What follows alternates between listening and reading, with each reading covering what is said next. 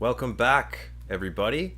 We are here again, once again, for part three of our series on Orthodox Marxism and Trotskyism, and with Alex Grant. And the first episode we talked about why Bolshevism. Second episode we talked about why Trotskyism, and today we're going to talk about why these ideas matter still today, or do these ideas still matter today? And because you often hear from Marxists that Bolshevism, even Marxism, Bolshevism, Trotskyism, Leninism, all these things were kind of products of their time. They weren't really meant to be kind of rules for all time, transhistorically or anything. So what value do these ideas still hold for us today in this era of capitalism? I'll let you take it away, Alex. Yeah, well, clearly Marxism isn't meant to be a dogma. It's a method, right? And so, but as a method, it's an incredibly powerful method that can be applied to present day politics and history. So you can use that to analyze and give you an idea of which way forward through various parts of history, which does mean today. Today is going to be a part of history. So we can use the Marxist method to analyze which way forward. But the pressing question is why haven't revolutions been successful? Why have they not? It's the sort of most obvious attack against communism. It's like, oh, you get the right wing say, give me, which is your communist country? Where is the successful communist country that we can use as an example? And we have to frankly say, apart from a very short period in the Paris Commune and the first number of years of the Russian Revolution, there has been no revolution that we would call a perfect example, as a that wasn't flawed in one way or another. And those So two yeah, examples, can we, just before we get going, can we say those were examples of socialism, or are these rather examples of the first step in on a journey towards socialism?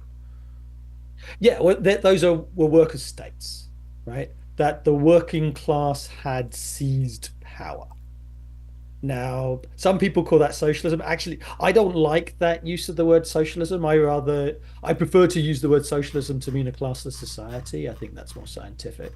But it is the working class having seized power instead of what you currently have is the dictatorship of the bourgeoisie, dictatorship of the capitalists, that instead of a minority ruling over the majority, now the majority rule over the minority and aim to build a classless society, a socialist communist society.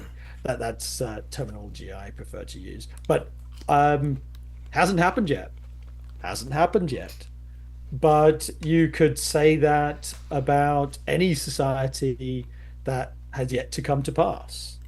That when it was first theorized, that the first uh, liberal philosophers and politicians, actually in the main philosophers, they theorized about the rights of man and the just society and all of this before liberal democracy, capitalist society came about.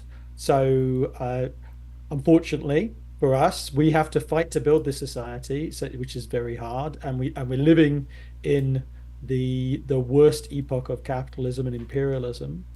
And we all picked a very bad time to be born. And but we you don't get to pick that. You just have to fight to make the world a better place. So, so where do we start examining how these ideas are are or aren't still useful today? Yeah, yeah. Well, I guess this big question is, okay, why? So there aren't successful revolutions that we can point to as a perfect example. In, and in the main, revolutionary organizations are very weak. So why? It's not just an ahistorical, this is because it's failed. This is because Marxism is not useful or anything like that. Okay, why? Well, some of it is subjective, some of it is objective.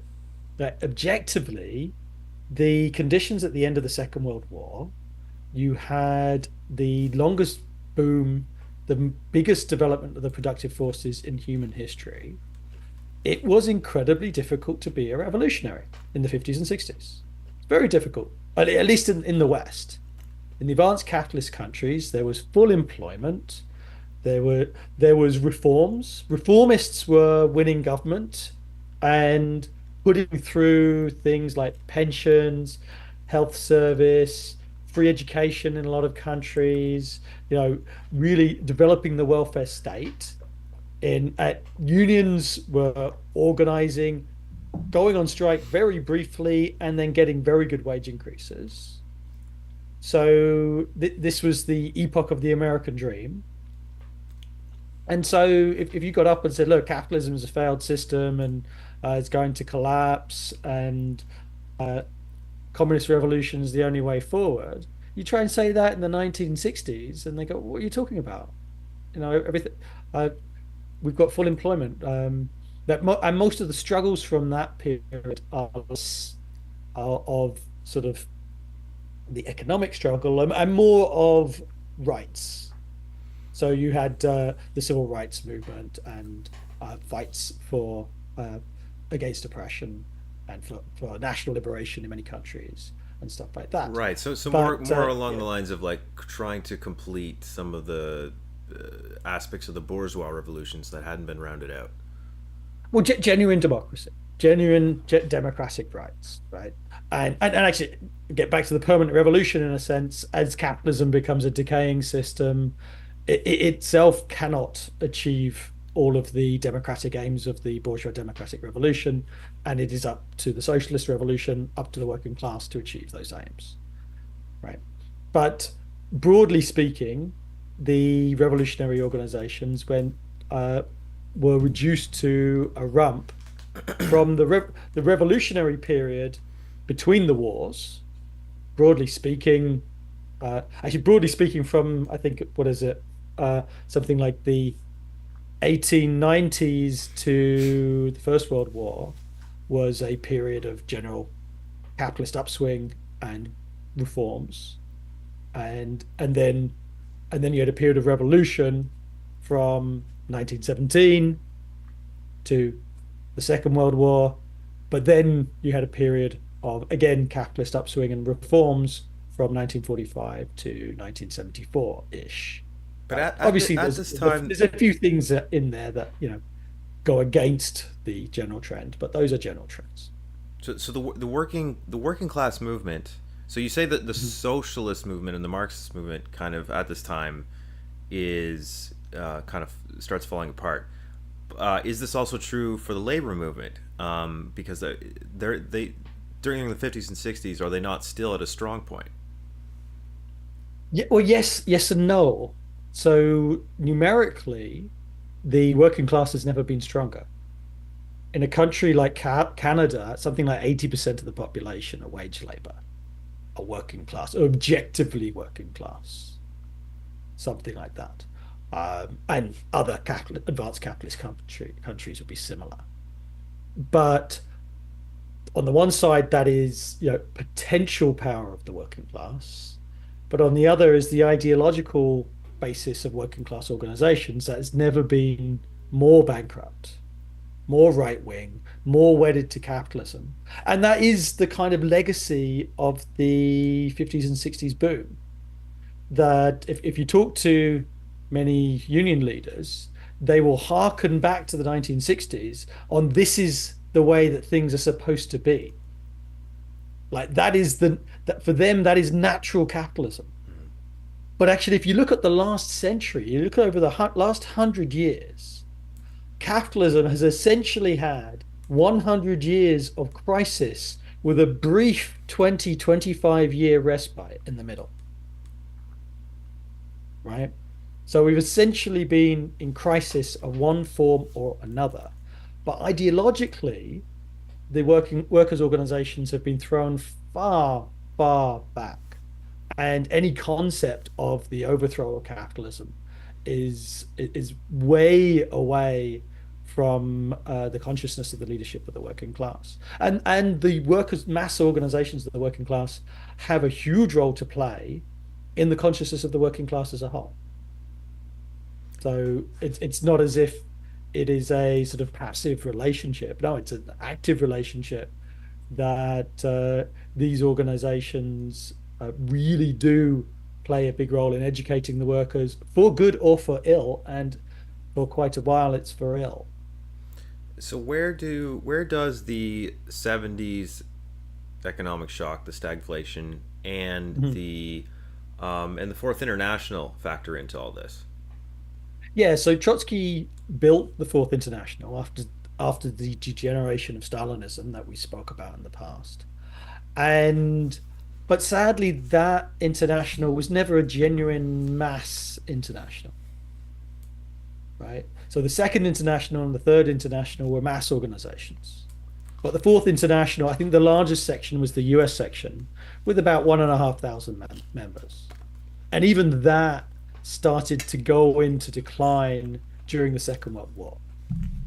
And after Trotsky's death, the leaders of the so-called Fourth International just weren't up for the task. They came up with lots of either crazy ultra-left ideas or opportunist ideas, and they flip-flop from one to the other.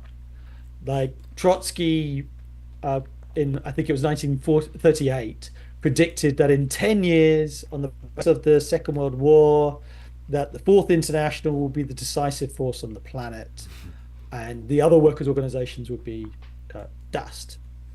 Well, history didn't work out that way, but the leadership of the Fourth, they refused to recognize that in 1947, when they were still repeating this, saying that, well, there's still a year to go, despite the fact that there had been an incredible stabilization uh, and and the factors that created the crisis of the interwar period had actually been temporarily overcome by the Second World War. So instead of a crisis of overproduction, post-war reconstruction and post-war destruction meant you had a crisis of underproduction, precisely the type of crisis that capitalism can solve.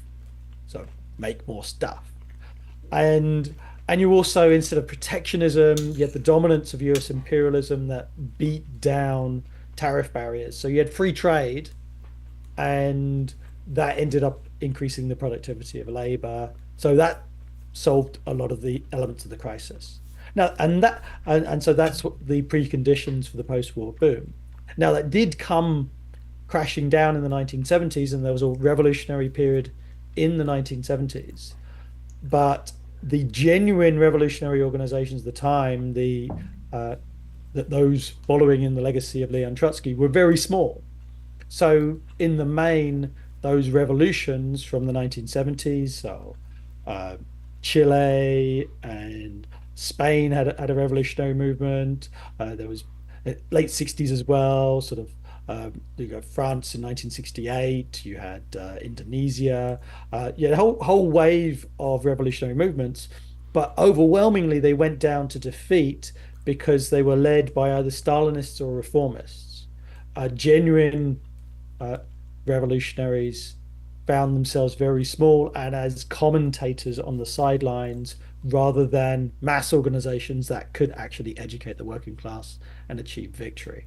So that gave capitalism a new lifeline, and and it is very difficult to go from being a small organization to reaching the masses and engaging with the consciousness of the masses. So after the '70s, there was kind of this downturn globally, which also affected the USSR because ultimately the USSR, situated in a global capitalist system, was subject to uh, capitalism, global capitalism, almost as much as the rest of the world was. And I mean, they also had a lot of bureaucratic their own problems as well.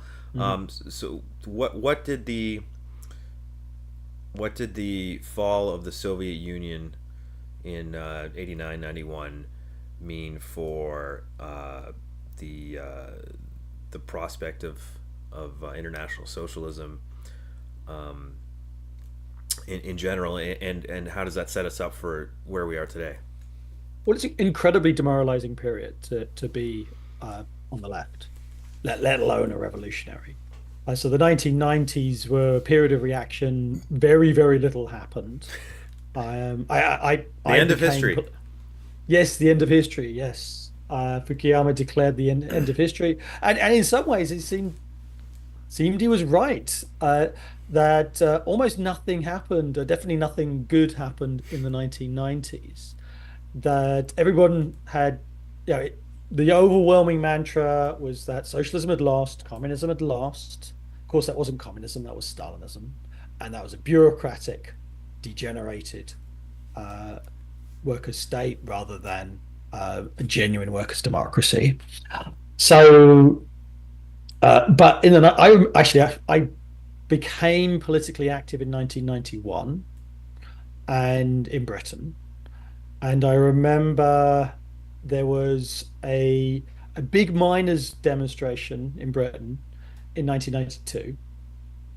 Um, and then there was uh, the anti-globalization movement, the Battle of Seattle Mm-hmm. in 1999. Pretty much nothing happened between those two dates. Nothing actually positive in terms of workers' movements between pretty much from yeah the end of the beginning of the 90s and the end of the 90s. It was incredibly demoralizing period. Nobody cared. Actually, it's really interesting how now communism and the hammer and sickle are being regenerated as symbols that are attractive to young people. I remember at the time the idea that you could call yourself a communist and have the hammer and sickle on anything. Many people thought those symbols were dead and gone. You couldn't use them. You could have the same ideas, but you'd have to use different symbols for them. But of course, history, the old mole of history, as Marx and Engels like to talk about it, the fact is that capitalism could not solve its contradictions. And there is no alternative, but history of humanity is the history of class struggles, and the dominant classes are the bourgeoisie and the proletariat, the capitalists and the working class. And those politics come back. And so, for the beginning of the 21st century, you had the anti-globalization movement, and then you had the anti-Iraq war movement, Mm-hmm. and class politics were coming back on a major way. But still, the revolutionary organizations, gone through all of these blows, all of these weaknesses, and so and even to this day have a real trouble actually breaking through. Um, like we could have achieved if there were mass revolutionary organizations, there would have been so many different opportunities Mm. to organize mass revolutionary movements, but that lack of education holds the movement back. So, okay, so we're in 2024 now. It's arguably the working class is more fractured than ever, even though it's larger than ever. The socialist parties and organizations around are small. The union membership is growing very slightly, just in the past few years, but Mhm. it's not nothing to write home to mom about at the moment yet. Um, so given the situation is different in many ways, the same in other ways, uh, how do we apply these ideas, and do we apply these ideas in the same way or in a different way today? You must apply them. There's no choice.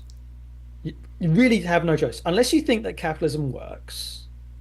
unless you think capitalism is a society that solves the problems of humanity, if you believe in that liberal utopia of steady progress and steady improvement, unless you believe that, you have no choice but to fight for a new society. And uh, and so and this question, there's both the question of what is to be done, to quote Lenin, and also how revolutions actually happen, Mm. right?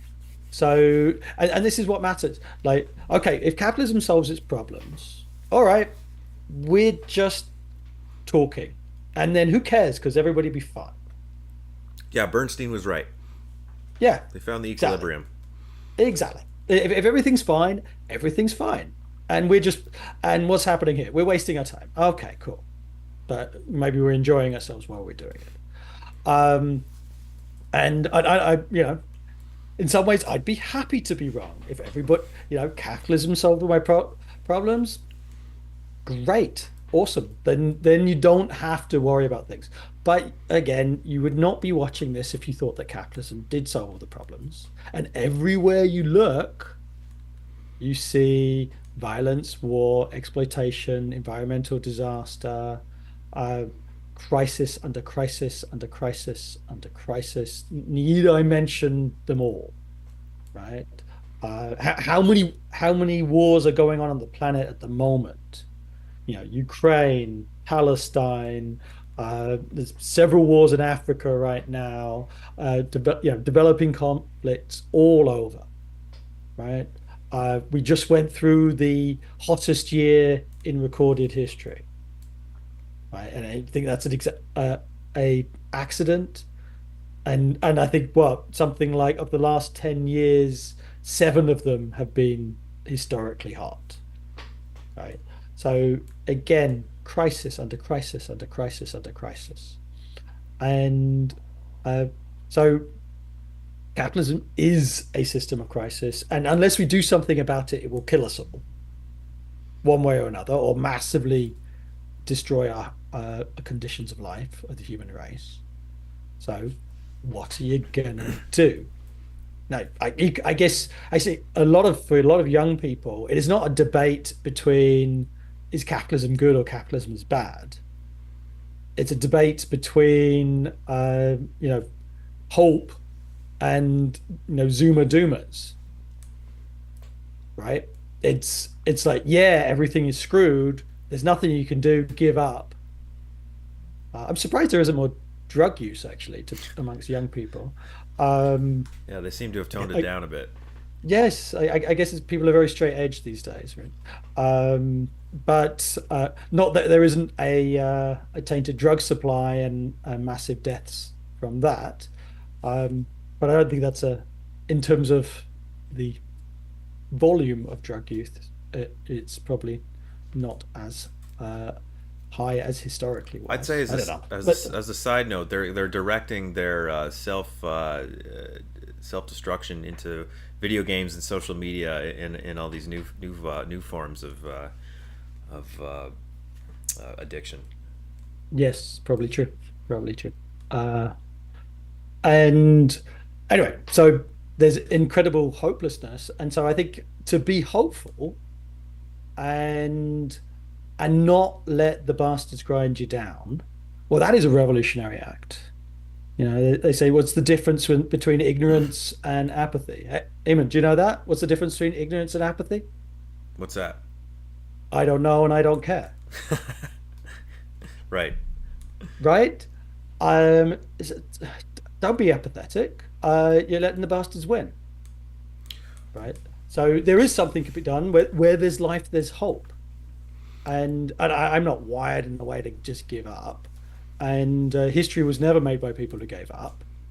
History are made by people who are willing to organize and fight and actually be hopeful and make a difference, and at least try to make a difference.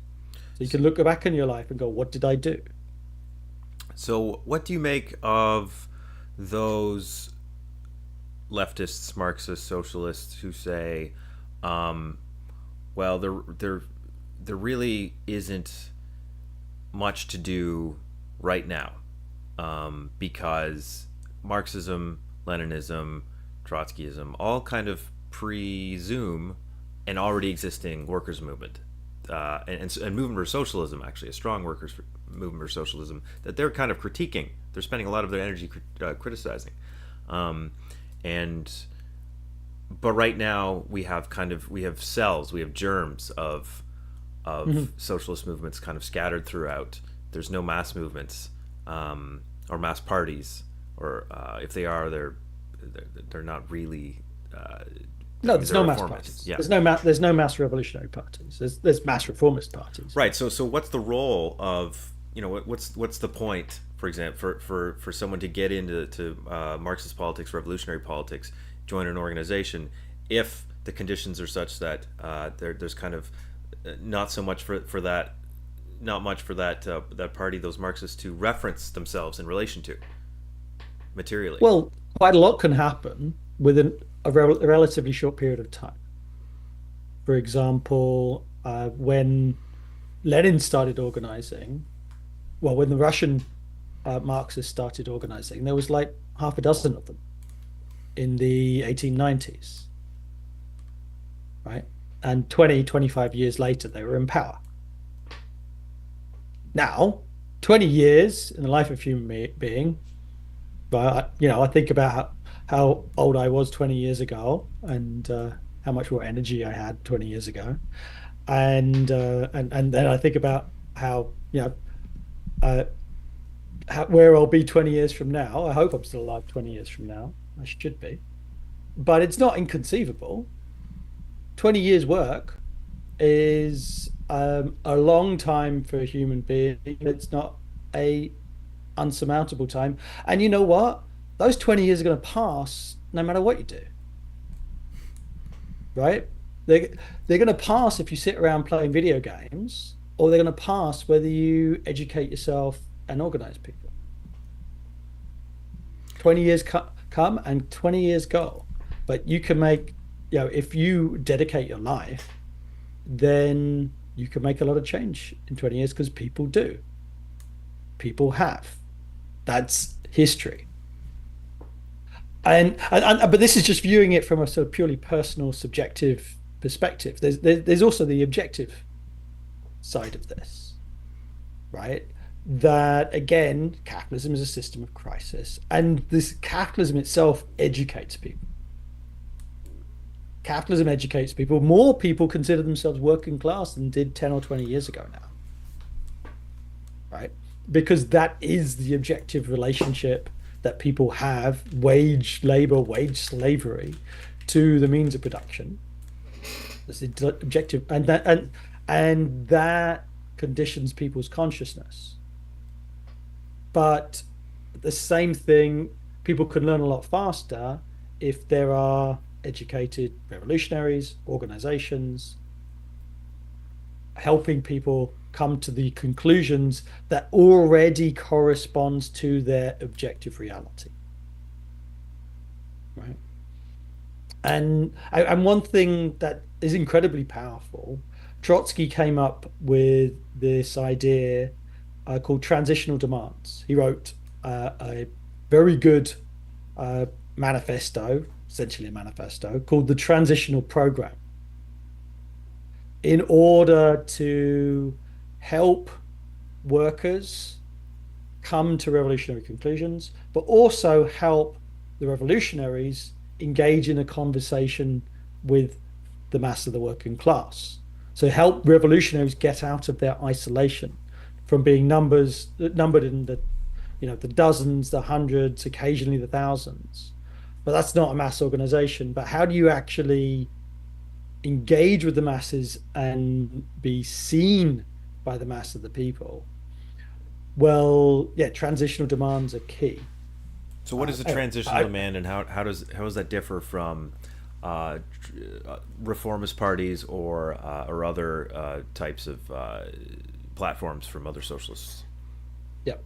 So a reformist demand is always phrased in a way and meant in a way of that it's something that is achievable under capitalism. Right. Okay, let's think of reformist demand. Medicare for all. Um, Medicare for all, right? Um, I think actually Medicare for all in is sometimes a reformist demand, but actually in some conditions could have revolutionary implications in the United States, especially. Like so, in the United States, private healthcare is so entrenched in the system and entrenched in the interest of the ruling class that uh, you know actually achieving a a national health service, Medicare, in the United States while maintaining capitalism, it might actually be easier to organize a socialist revolution in the United States than get Medicare in the United States under Biden, right? Under capitalism, Yeah, you might be right right? there. Exactly. Now, but in the it does exist in the majority of advanced capitalist countries and that's a legacy of the post-war boom and the post-war reforms. But in all of these countries, it's being eroded. In Canada, it's being eroded. In Britain and France and Germany and all these countries, it's uh, Medicare is being eroded. But yes, actually, that gets you to the nature of a transitional demand. Like I'm actually trying. I'm struggling to find a a pure reform because capitalism is such a crisis. Any improvement potentially can actually have revolutionary implications because the capitalists don't want to give up anything. And it's not just they don't want to, I think they can't. they can't. Exactly. Yeah, the rate, the world historical rate of profit, is, it's not zero, but it's Mhm. certainly far lower than it was in the 1840s and 50 years ago even. Mhm. And yeah, so I mean, I think the reason we see, healthcare everywhere getting chipped away is because in order to maintain profitability, they're having to dig into the public coffers more and more, and basically Mhm. become rent seekers, and squeeze more out of the quote unquote public sphere, and privatize things there in order to actually find somewhere to invest their money, because there's all this Yep. capital kind of floating around without a place to go now, because traditional commodity production doesn't seem to be making the kind of return that old capitalists of 50 years ago, 100 years ago might have expected. So Yeah, they're the rate of profit is it's terrible, right? So there's all this money sloshing around, a lot of fictitious capital, and they really don't have anywhere to invest it.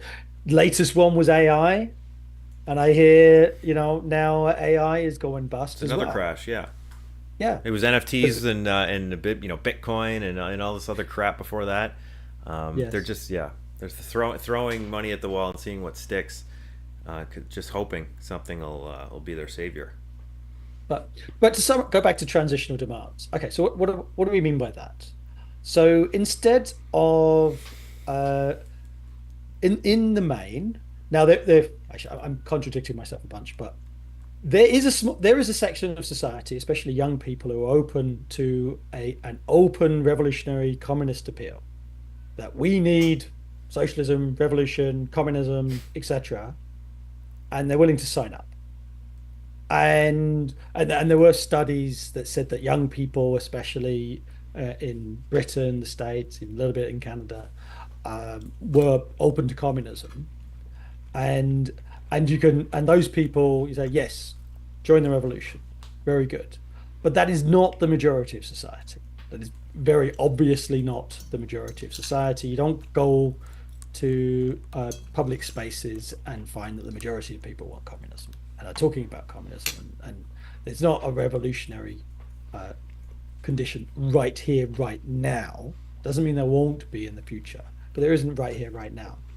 How do you actually engage with the majority that don't have a revolutionary consciousness? Well, you pick a key element of the crisis that really, really matters to people. And yes, it could be healthcare, especially in the United States. It could be healthcare and say, we must have healthcare. We absolutely must, or we must have social, non-profit, non-capitalist housing, solve the housing crisis, right? Or we must stop private corporations from polluting, right?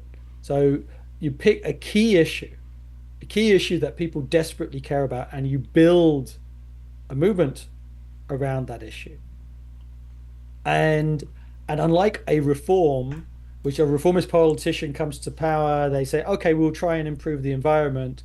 And then they get in and they face all of this opposition from corporate interest. And then they say, well, this is not affordable on the basis of capitalism. So they betray their promise.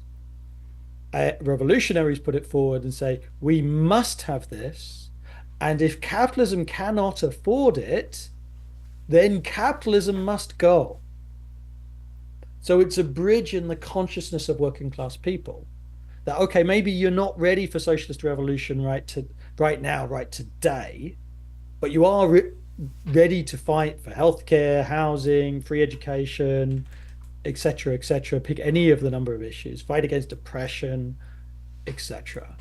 And then through the course of that struggle, the movement builds to a sufficient size that it actually starts threatening the system, and uh, and it becomes and maybe the capitalists can find the money, they can give you what you're calling for. It's not likely, but maybe they can. That can only be found out through the struggle itself. You can't determine that in advance. You can only determine that through the struggle itself. And if they absolutely, absolutely cannot, and you've built a big enough movement, then then the movement starts coming to the conclusions itself. Well, we must have this. The capitalists themselves have said that they can't afford it, can't give us this. So let's get rid of capitalism. And so there, the transitional program. It's a bridge in the consciousness of the masses who don't yet have a revolutionary consciousness to say we need a socialist revolution, a communist revolution, but also to the revolutionaries to start talking in a language that is understood by the mass of the population rather than just throwing around abstractions. So arguments are won in the concrete. They're never won in the abstract. Right. Right. So you do actually have to learn to win the debate. Yeah, so I mean that's a big one too that I kind of wanted to mention. So many people I talk to, even self-avowed Marxists and socialists, will just kind of uh, will just kind of have this defeatist attitude of, well, so many people, like, we can't use these words, socialism or Marxism. We can't speak in that language anymore. It's, the words are too tainted. We have to find another way, another, or even other goals to kind of uh, push us forwards that don't kind of use the old language, because whenever I talk to workers, they're just so against even unions, let alone transforming society. And I can't, they just say, I can't win the argument. I can't convince these people. But as you said, it's kind of capitalism is the thing that's going to be Yes. winning the argument, and it's not so much about convincing people as it is showing people through your whatever victories or whatever um, actions that Yeah, you yeah. you can push things forward with. Well, it's there's an art to this, right? That especially recently, I've met a lot of people working class people, who get sucked into the culture wars, right? And start blaming immigrants and blaming trans people and refugees and the other. And I always turn it around and sort of say, well, what about billionaires, right? Um, what about Elon Musk? What about Bill Gates, et cetera, et cetera? But even that's Yeah. not technically a Marxist argument, right? Pointing out that billionaires are bad, like a reformist might say that. True, true, but it's a beginning of the of a bit of more of a class consciousness, right? So I'm taking someone from a very right who's sort of sucked in all the right wing talking points, and I'm Right. redirecting them, right? And and a lot of times you got to listen to people as well, and you'll find out that they're actually personally quite screwed over themselves. And so, okay, who's actually screwing you over? Is it the poor refugee or is it your boss? So the person who's actually screwing you over is your boss, not the refugee. And if the refugee did better, that would not affect your life in any appreciable way, Right. Right. right? He's not taking resources from you. It's Exactly. yeah. Well, it's the bosses, the capitalists, but ultimately it's the system because Yep. they are serving. They're basically as much slaves to capital as we are. They just Yep. get to benefit from it. Yes. Exactly. Exactly. But the what ends up happening is capitalism educates people about this. Capitalism teaches people that it's a failed system and they do rise up, but they need there needs to be organization to express that anger. So you need to build organization. You cannot just be passive. You need to organize. There is no other option, and that's the again the long view of history. If you study human history, you see that revolutions happen all the time, and and historically, all the time can be every 25 years or so, right? And the movement does go in waves. There are revolutionary periods. And we are currently in a revolutionary period, and by all accounts, it's probably going to get uh, more. The conflict is going to increase. But again, there needs to be organization. Otherwise, those movements will fail. They will dissipate. So practically speaking, then, let's say you're listening to this, or you're a socialist, you consider yourself a Marxist, or you just want to learn more. You like the ideas. Mhm. You think you don't. You think this needs to happen. What you're looking at the landscape right now. You see Stalinist organizations. You see Marxist-Leninists. You see CPUSA. You see Trotskyist organizations, both orthodox and non-orthodox. You see Maoist organizations. You see the DSA, right? So you see Democratic Socialists. Right. Um, how do you, if you're surveying all these, and none of them, like some of them are bigger than others, but none of them really stand out as easily the mass movement that you want to that's going to be the one that uh, takes it away. What qualities do you want to look for in an organization that should tell you like this is yeah, this is the right one? I'd say education is the most important thing. Education that go talk to the organizations and see what they've got to say and see how they're going to educate you and see how they are going to give you the tools to go out and win the argument, right? And not just be isolated. You've got to go out. You've got to go out and you've got to uh, debate and fight. You've got to win the argument. Actually, you've got to. I remember my own education in the 1990s, which were awful. And I used to go to various political meetings, and there'd be, the entire constitution of different political ideologies from, the Blairite right reformists who looked at me as though I was dirt on the bottom of their shoe, all the way through sort of left reformists, Stalinists, anarchists, everything. And I'd debate everyone. I'd go out and debate, and I was a teenager at the time. Most of the time, I'd lose. And then I go to the library and then I ask older Marxists, so more experienced Marxists, okay, so this guy said this, and how should I respond to that? And what should I read? And so I at university, I'd find the Marxist book section and sit on the floor and be devouring that. And that gave me a sort of a real grounding. But then I wasn't able to really learn how to sort of use that stuff without actually going and debating others, right? Go to the real movement, really debate and lose.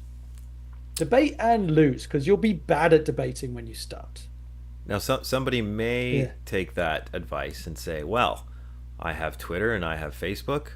I could just find the socialists and the right wingers and the social democrats and the liberals all there and debate them there." Well, it has to be a debate that has a certain degree of constructive ability, right? That when you've got anonymous people with fake names, then uh, with no holds barred, and they could just make shit up, and uh, you know, there's only so much you can learn from those situations. A little bit of Facebook debate, you know, I've done that occasionally, as long as there's actually an audience. But you want to go to the real movement. You want to go to the real movement. You want to actually go and debate, learn ideas and debate ideas, and try and build something. Because you know what? If you try to build something, you will develop enemies. You know, if you're not developing enemies, you're probably doing something wrong. Because if you're nobody objecting to anything you're doing, then you're not challenging anything. So go out, piss people off. Don't be an asshole about it. You should do, yeah. I try I try not to be an asshole about things. In that, you know, you should do it with a smile. You should be polite. You should have actual content to your argument, and rather than throw around slogans and abstractions, you should come up with genuine facts and figures and uh, knowledge from history and win the debate and get better at it. And while so in the pursuit of education, an organization, a Marxist revolutionary organization, is obviously going to help on that front. Um, to what degree should one be trying to do totally independent education, reading everything in anything under the sun? Should they try to be more focused, or should they get a list of texts that X Y or Z organization says these are the ones we're gonna go over, and read those over 100 times until you've mastered them, um, uh, or should it be broader than that? More kind of historical context involved. How do we decide on whose education program is going to be more robust? Well, maybe this is just myself, but I always found reading a lot easier when I was applying it. So it wasn't just reading in the pure abstraction. I was always thinking, how is this useful to me in what I'm trying to achieve, right? Building organization, convincing people, right? And so that would direct which areas I would read and also would make myself more focused. Right? And I'd say some of the best readings are Marx, Engels, Lenin, Trotsky. So I definitely recommend go Marx, Engels, Lenin, Trotsky. Go to the primary works. Don't read interpretations, especially academic interpretations, which are usually bastardizations. Uh, they usually dumb down, or they either dumb down the ideas or deliberately distort the ideas. So read the originals and find out for yourself what they have to say. Now, that doesn't mean that you can't read around. You should read around, but also try and find people to discuss ideas with. right? Or organize a reading group, find a reading group, get your friends together, start with the Communist Manifesto. That's and I mentioned the transitional program. Read Trotsky's transitional program. Read Lenin's What Is to Be Done, or Imperialism, or Left-Wing Communism, stuff like that. Read those books and read them with view to applying them. Right. And actually, I think that's the big difference between a revolutionary education program versus an academic education program. Academics in the humanities um, read to know, or read to you know what somebody said, as opposed to a revolutionary education program is to read to apply, a read to enact. It is by necessity a guide to action. Because without action, why would you bother? Right? So, it's a tool. Ideas are a tool. Ideas are a weapon. And ideas, when they grip the masses, become a material force. I'm paraphrasing Marx now. Right. What? So, Go ahead. no, no, I'm good. What role does a revolutionary organization or party play in building or constituting, reconstituting a labor movement in 2024? Because it's Mhm. like the union membership is what, 7% now in the United States. It's at kind of at a low overall. Um, Although there has been a bit more militancy in just the past couple of years, but yeah. So is it people? Some people think of its socialist job, Marxist job, to actually build that movement themselves, or is it that they are intervening in the movement when as it exists already? Um, how Yeah, yeah. do they grow it? Do they? Yeah. Well, as an individual, there's not much you can do, right? So there's sort of a reformist, Democratic Socialist of America idea of base building, which ends up being reformism or even charity quite often. And it's getting a, a couple of steps ahead of yourself. So Mm. it is a truth. It is good if the labor movement is built. That's good. Um, it cannot be done artificially, and it can't be done prematurely. So uh, yeah, if I just went out and said, okay, I'm building working class capacity by developing soup kitchens, right? By doing that, I have taken myself out of the revolutionary struggle, right? And so what's the most important thing for me to do? It's the revolutionary struggle. There's going to be other people building soup kitchens, and it's not the job of what amounts to putting a band-aid on the worst crimes of capitalism. It's putting band-aid on cancer. It's not going to solve the problem. There's huge critique. It's essentially the critique of charity. I assume you've done a show on that, but if not, you Critique probably should. of charity. Charity, I have not actually done a critique of charity, but I have written about it years and years ago right? in university. But it's the anarchist conception of what do they call it? They have a term for it. Mutual aid. Yeah, That's yeah, usually mutual aid. Right, you do kind of charitable acts, or maybe they might cite the Black Panthers, uh, soup kitchens. They're in the community. They're building relationships, um, and they're building they're building community and relationships and bonds with communities themselves. They're feeding people, and so therefore people will trust these socialists, these communists, and that'll help them win battles. It's kind of the theory. You know what?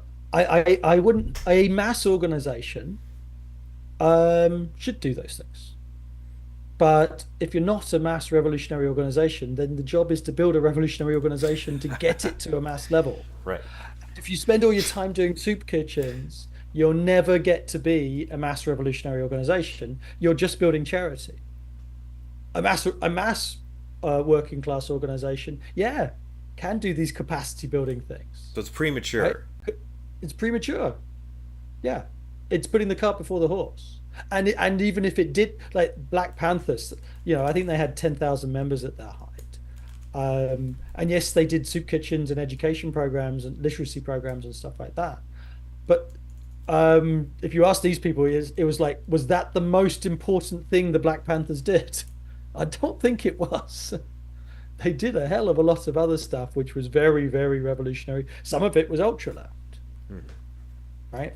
So, you know, the you need to build revolutionary organization to start with, and then yes, when uh, once you've built an organization to the level of thousands, then which is not a mass organization, but an organization of thousands can start taking leadership in certain areas.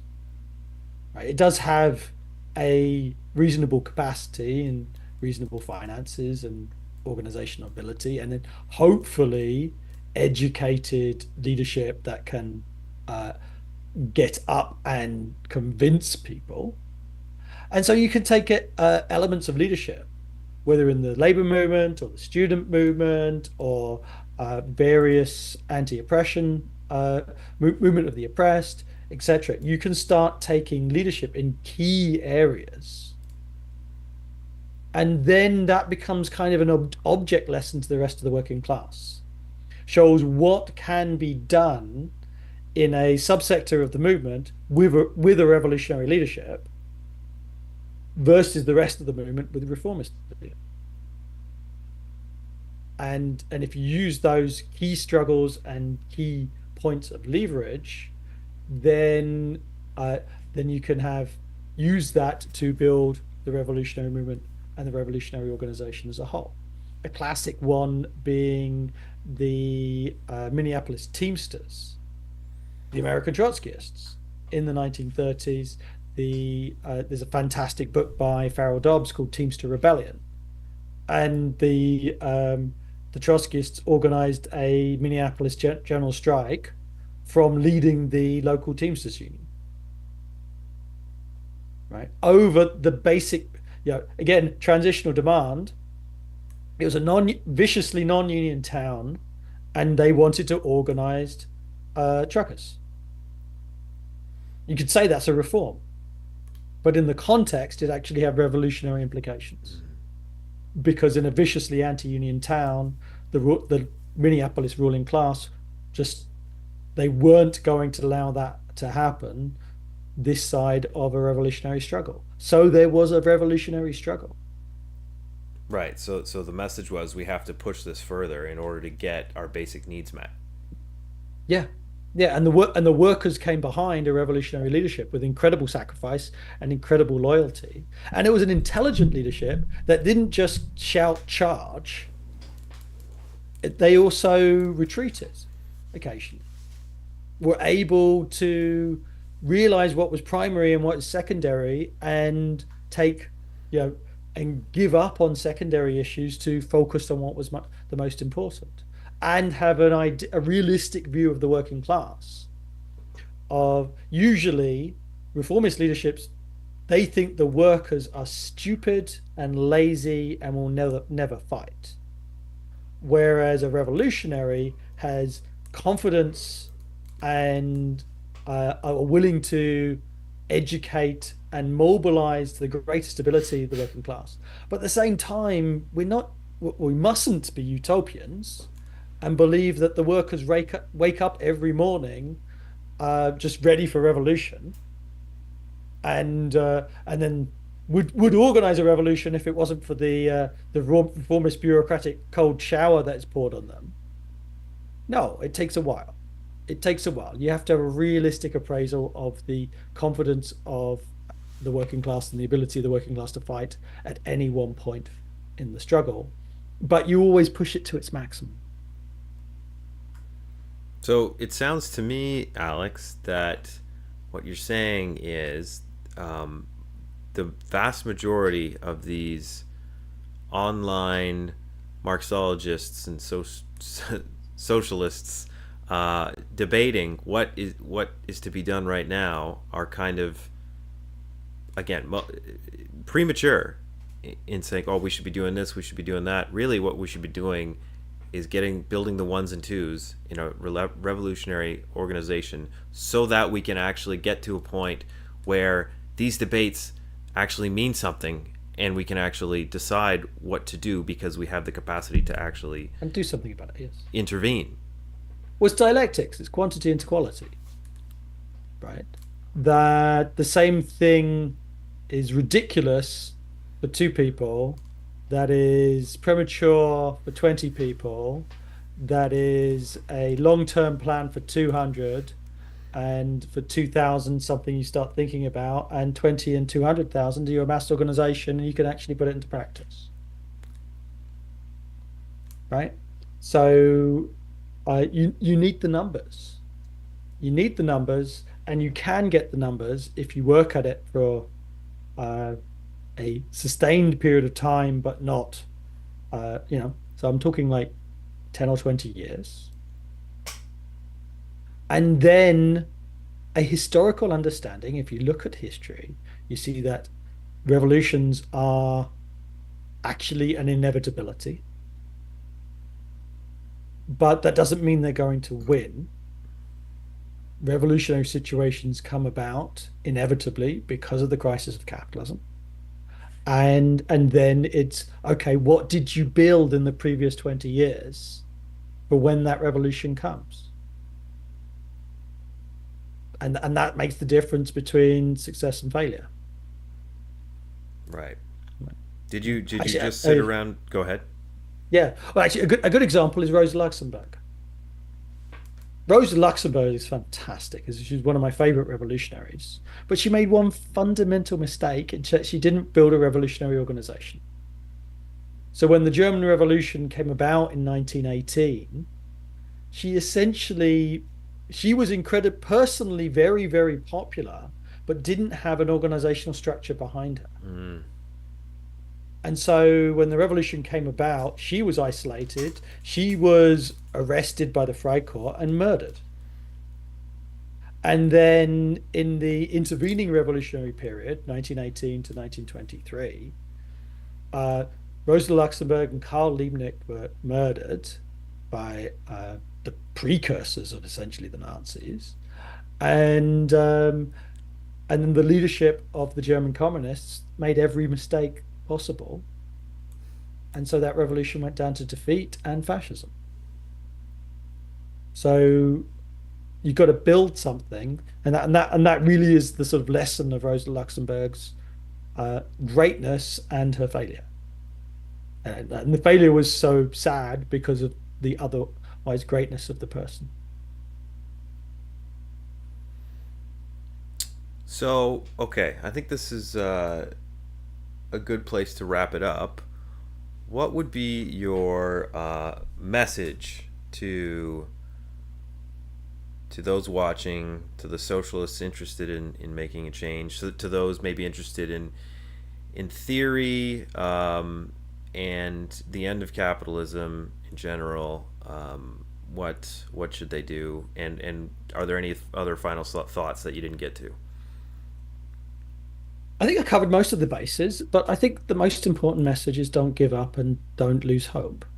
Is be confident. Be confident, be optimistic. And not optimistic in a fantastic sense, optimistic in a scientific sense. Just look at history. Just look at history and see the history of revolutions. And don't wait for that revolution to come. Build now before the revolution comes, because if you wait for the revolution, it'll be too late. But understand that eventually those revolutionary movements will come. Do your best to hone your skills of debate to try and convince people, but at the same time, understand that one person who won't want to hear you today, 2, 3, 4, 5, 10 years down the road, will remember what you had to say and come back to you and say, oh my God, I wish I'd listened to you back then. And can you tell me what to do now? Because you've read about this stuff. I haven't, right? And yes, educate yourself, especially in Marxist primary texts, Marx, Engels, Lenin, Trotsky. That's good because that's actually going to set up kind of the opposite message to I'm going to have to a conversation I'm having next week with Chris Catrone from Platypus, who's going to argue the opposite. He's going to argue lay off the Marxism maybe for now. Maybe I'll be able to get you. Doesn't he think himself? Doesn't he think he's a Marxist? Oh yes, he calls himself the last Marxist. Okay, So yeah, maybe that'll be interesting to a hopeless Marxist. maybe it'll be good to get you guys in conversation one day. But all right, Sure. Yeah, I do that. I do that. all right, Alex. Thanks again for chatting. Maybe we'll have you on again and figure out another topic. But for now, that's the end of our little series, I think, on Trotskyism. And yeah, all right, bye everybody. Stream ended. Okay, good. Good. Yeah, that was a. We only went a little over an hour this time, so it's pretty good. Cool.